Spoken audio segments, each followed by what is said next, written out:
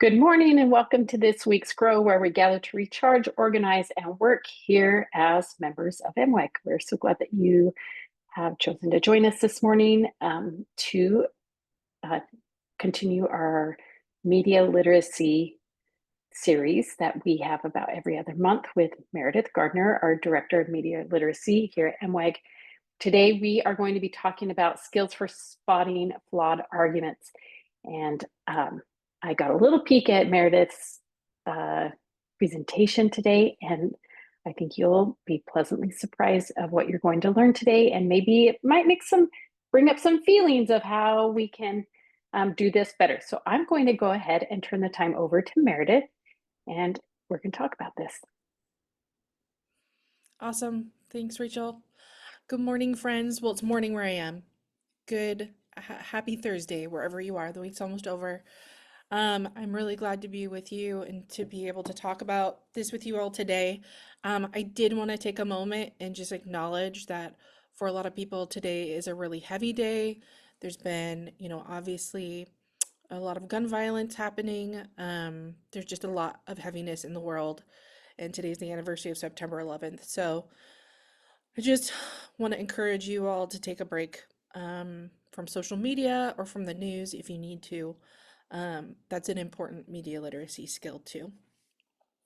So I just wanted to um, talk with you guys about this topic, skills for spotting flawed arguments. And this is a really important um, discussion within MWEG for us to be having because of our mission. So our goal at MWEG is to inspire women of faith to be ambassadors of peace who transcend partisanship and courageously advocate for ethical government. So that's a mouthful, but it's so important. Every part's important. I love our MWEG mission and how it speaks to both our goal and our heart is in our members, and also we want our members to courageously advocate for ethical government. And a huge part of that is media literacy. And media literacy is important to the MWEG mission because we can't be courageous advocates and we can't make good decisions about advocating for ethical government if we don't have the right information. And so this is part of our MWEG principles of ethical government.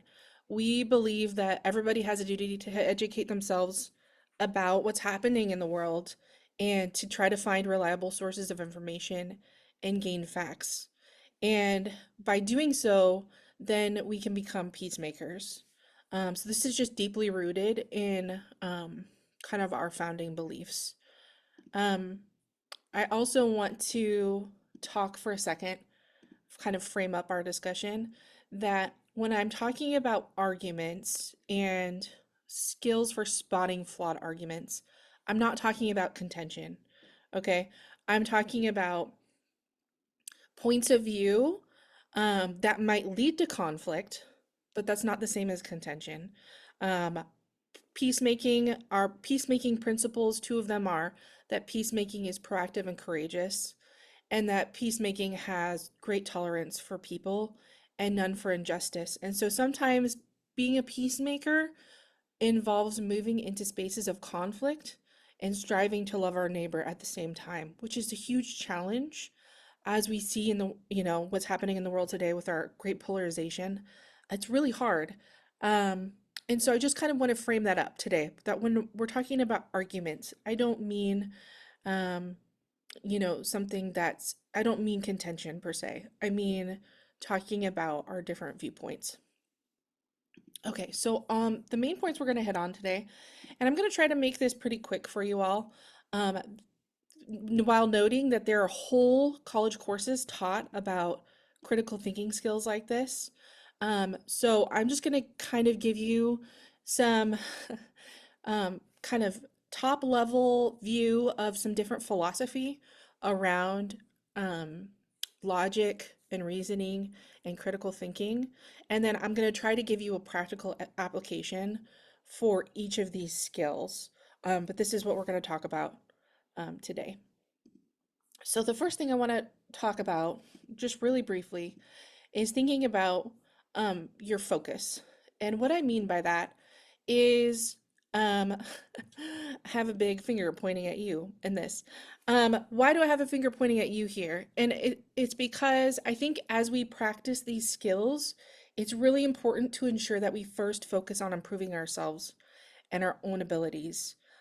So I'm a big believer in the idea, there's a song or a saying, let there be peace on earth and let it begin with me. I'm a huge believer in that. So while we're trying to um, think about improving arguments, I just want us to start with ourselves and thinking about how we can improve our own arguments and our own critical thinking before we go out and critique others. So I just really invite you to slow down and think about how these skills are especially applicable to you. I also want to note that you don't have to think critically about everything. Um, when we talk about critical thinking has a time and a place, right? Like, I don't need to slow down and think critically about whether I should walk out into traffic. Like, obviously, I should not do that. But there are a lot of really important questions of the day that maybe I don't spend enough time um, pondering over. And so, slowing down and is really important with critical thinking when the situation warrants it, and it often means that we have to be uncomfortable and ask a lot of questions, like the ones that are posted here. What am I not seeing? What if XYZ happens? What am I missing? How do I know? um, so that's what I mean when I talk about finding your focus. And so just think about considering, am I willing to first recognize which of my own viewpoints and arguments might be flawed? Am I willing to look at myself first? Um, there's lots of people in my family who I would like to prioritize looking at over myself. I totally understand that tendency. But like I said, I would just invite us to consider our own need to improve first. And then, can I slow down when a topic warrants further examination? Peacemaking begins with ourselves. Okay, the second point I wanted to talk about is examining the logic. And so we're going to talk a little bit about like the philosophy around logic for a second. And then, like I said, we're going to talk about the practical application. So arguments are generally organized this way. Um, from a broader view. When we make an argument, whether or not we articulate it is a different matter, but arguments are based off of premises and conclusions. So, um, you might not always say this when you post on social media or when you make about a point about something, but when you state a belief, there are premises for your belief and then a conclusion for it. So, an argument that is valid, we're going to talk about valid arguments, and then we're going to talk about sound arguments. So, an argument that is valid has a conclusion that follows the premises. So, I use Garfield in this example. All cats are nice. Garfield is a cat, therefore, Garfield is nice. Now, I want to note here that valid arguments aren't necessarily true. They just mean the conclusion follows the premises. So, like to me, I can say all cats are nice and Garfield is a cat, and therefore Garfield is nice. But anybody who's older like me and watched Garfield cartoons or read the comics knows that Garfield's actually not very nice. He frequently kicks Odie off the counter. So, this argument is valid, but it's not necessarily true. Okay. So the second point is is an argument sound? Is it both valid and true? So a sound argument about Garfield would be something like all cats are mammals, Garfield is a cat, therefore Garfield is a mammal in the cartoon world, right? Um, and so there's a difference between an argument being valid and being sound, sound meaning it's true. And so as you think about your own beliefs and the foundations of those beliefs and the conclusions they draw, you want to address both like, well, do the conclusions make sense from the information I'm basing it off of, first of all? And then is the information I'm basing it off of true? Is all of this true? And that gets really tricky, right? That is what requires us to slow down. So, sound arguments are based in relevant, reliable, and sufficient evidence and often address counter arguments. So it's not enough um, to just say, well, I've always believed this, and so I think it's true. We have to actually, we know our arguments are sound or beliefs are sound when we are basing them in enough evidence and evidence that's relevant and that we can count on. Okay, there's also, I want to briefly, very briefly touch on the idea of logical fallacies. So there are so many logical fallacies to learn about, and I'll have some like recommended resources at the end. But logical fallacies are errors in our thinking that prevent us from making sound arguments. So they kind of lead us astray and they prevent us from reaching conclusions that are both true and fair. So some of them I listed here, I'm just going to cover really briefly. Ad hominem is a really common one that I see all the time on social media. It's insulting or attacking the character of somebody rather than focusing on the actual argument or belief at hand. The bandwagon fallacy, relying on the opinions of others over actual evidence. It's like, well, if everybody thinks this, then it must be true. Either or, dividing an argument into two sides when actually most arguments are much more complicated and nuanced than that. A false analogy is comparing two different things um, that are really have minimal similarity. I think an example I saw was like um, dogs need discipline and people are like dogs because they too need discipline. Like something, it's like that's a really sounds kind of weird, but it people do this all the time where they will try to compare two things that aren't really similar based off of just like um a minute similarity. And then hasty generalization is making broad claims based on just a few examples.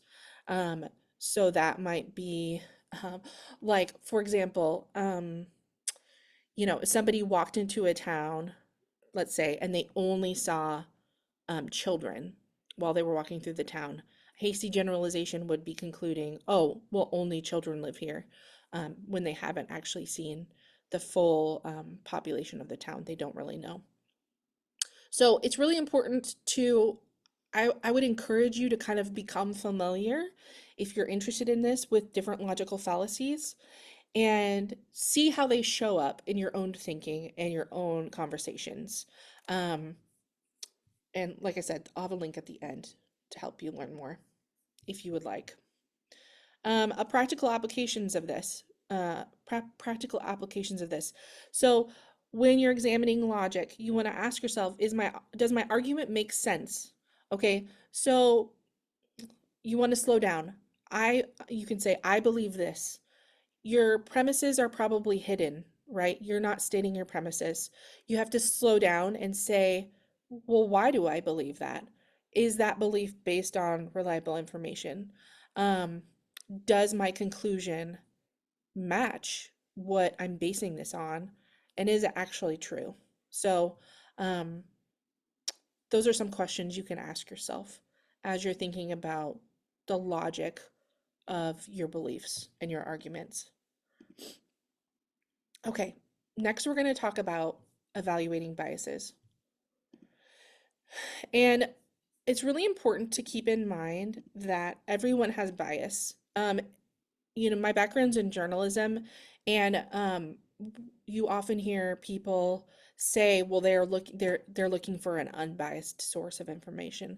It's actually not possible to find an unbiased source of information because we all have it. We have natural inclinations for or against or a person or a thing, and that's based off of our experiences and our cultural backgrounds, and it can be conscious or unconscious and lead us to fair or inaccurate judgments. Now, in the media, like we hope that people are examining their biases and trying to notice when they show up so they can be minimized. And that's what we want to do in our own relationships. And as we learn about the world around us, we want to examine our own biases as well. Um, Cognitive ease plays into bias. Um, I have this picture of this Coke ad because when I was a kid, this was like the Coke ads were everywhere. Like we had the polar bears and Santa Clauses, and it was always like, can't beat the real thing. I don't know if you remember that jingle, but it was everywhere, right? And it was repetitive and we heard it all the time. And that's because of this concept called cognitive ease. So, cognitive ease, it feels good to our brains. When things are repeated over and over and over again, our brains become familiar with them. And it's not necessarily a bad thing because cognitive ease allows us to make quick decisions. So, like you can teach when you're teaching kids how to do something or you're learning how to do something yourself, you want to be repetitive, right? You want to try it over and over again. And it gives you that muscle memory and that ease of thought. And unfortunately, the problem with that is it can lead to biased decision making because things that are new or novel feel like a threat to our brains. So it's just really important to be aware of this concept of cognitive ease. And it shows up everywhere in advertising, um, just in the way we function in our daily lives. We like repetition, we like routine, and that can unfortunately lead to bias. Um, like logical fallacies, cognitive biases, there's so many different kinds. I've just listed a handful here. Um, it's really important to learn about them. If this is something you're interested in, I would encourage that. But these are some that I think show up pretty frequently. Confirmation bias is interpreting information in a way that confirms what we already know. So, um, a lot of studies have shown very recent studies, that people tend to only read news that actually aligns with their political beliefs. So that's a form of confirmation bias, seeking out information to validate the point of view you already hold. Anchoring bias is making a judgment based on the initial information. And so it's really interesting. Um, there was a study I read about on this that they had like a spinning wheel with numbers on it, right? And so they had people spin the wheel, and if the number it landed on was low, they asked everybody the same question. Um, about I don't remember what the question was. It was unrelated to the wheel. It was like guess the percentage of people in this group who believe X. If the number was low that came up on the spinning wheel, people tended to estimate a low number. And if the number was high, people tended to estimate a higher number. You can see this in advertising too, or in sales. Like if you go to a car lot and the car's listed at $30,000 and you walk away with it for $20,000, it's because you feel like that's a good deal because you started at a high number. Whereas if it was listed at 10,000 and you left paying 20 because maybe you came back later, you wouldn't feel like that was such a good deal. So anchoring bias is making a judgment based on initial information, and it's something we do like automatically in a lot of cases. Um, Outcome bias. This happens a lot in politics, especially deciding whether an action is right or wrong based on the outcome. Choice supportive bias is the tendency to want to believe our own choices are right. So, um, in our house, we have people who are team Android and we have people who are team Apple. And the team Android people do not want to hear about all the good qualities of Team Apple because they want to believe that their choice to be Team Android is correct. So we like to hear that our choices are correct, and that can fuel our bias. And then ostrich bias is choosing to ignore negative information. So this could be like not paying attention to the news at all, which I totally understand. Some people choose to do that. It could be, um, you know, that tendency to not want to go to the doctor because you don't want to hear bad information from the doctor. Um, that's a form of bias. So like I said, there's so many cognitive biases. That's just a few that I think are common to kind of get your wheels turning on what mental shortcuts you might be using to build that ease, and how maybe you could start to counteract that. Okay, some practical applications. I would just encourage you to ask what biases might be influencing your argument or your belief. Are you trying to oversimplify a complex situation or an issue for the sake of ease? And if you feel resistant to examining your biases, it's important to get curious about that and to ask, well, why am I so resistant?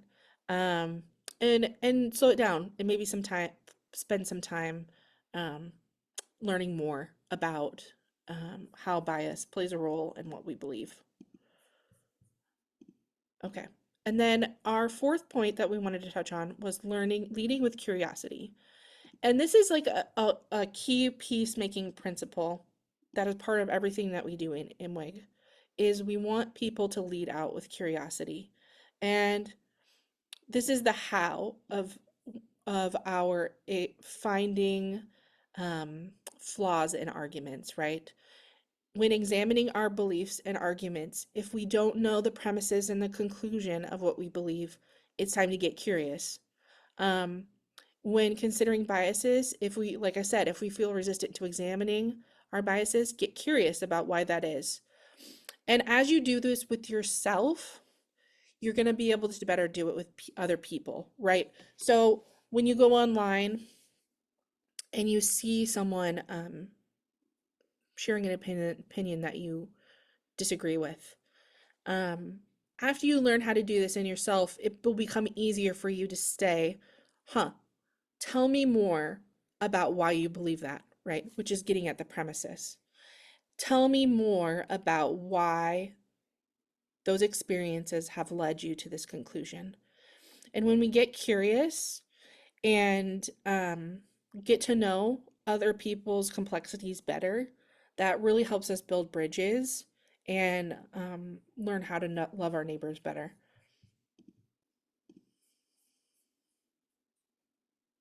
Okay, so these are just some questions I suggest asking um, when you're getting curious about yourself or others. Where does this belief come from? What assumptions am I making in this belief?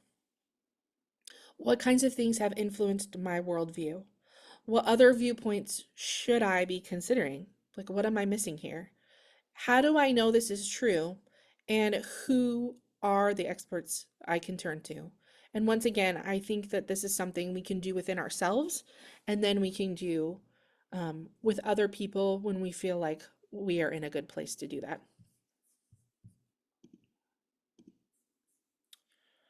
Okay, so these are the four things we went over today.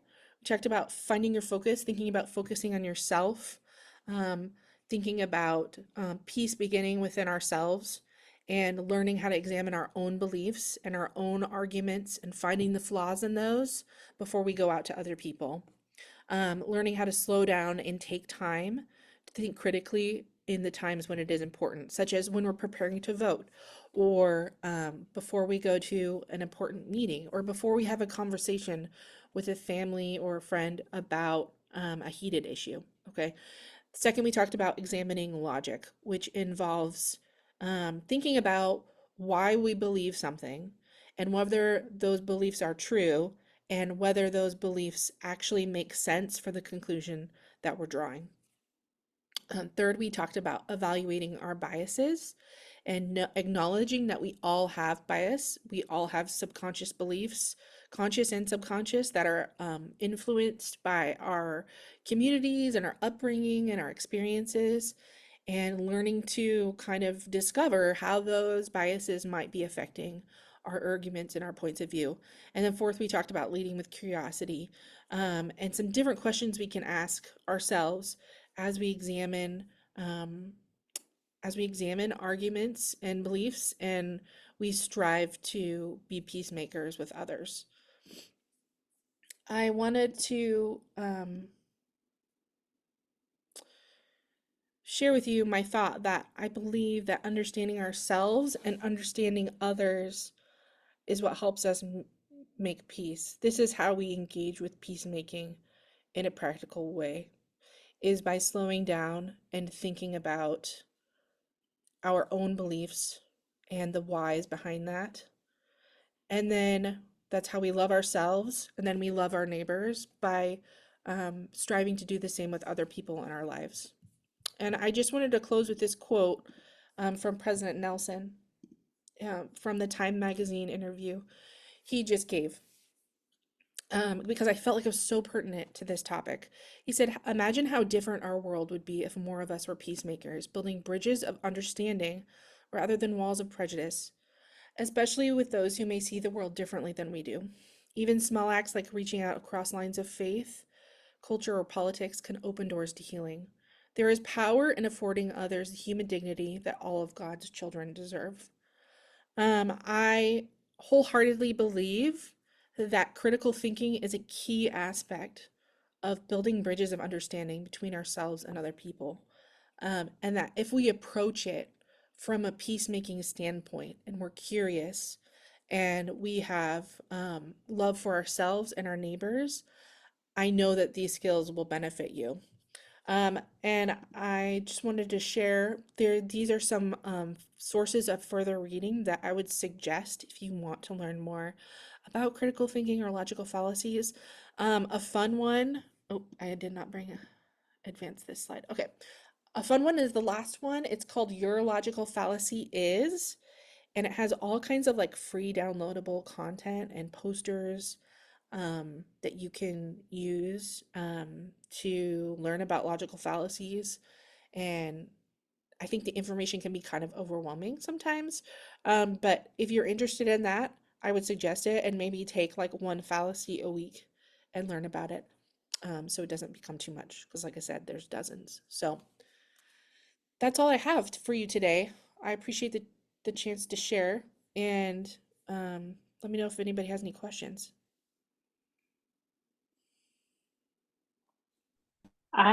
I'm going to put all the links in the chat, so if you'll just give me a quick second to get all of those in there. If anybody has questions, we love questions, or if you just want to share one thing that you are going to do with this information, I can tell you that I think I'm going to go have some little self-practice dialogue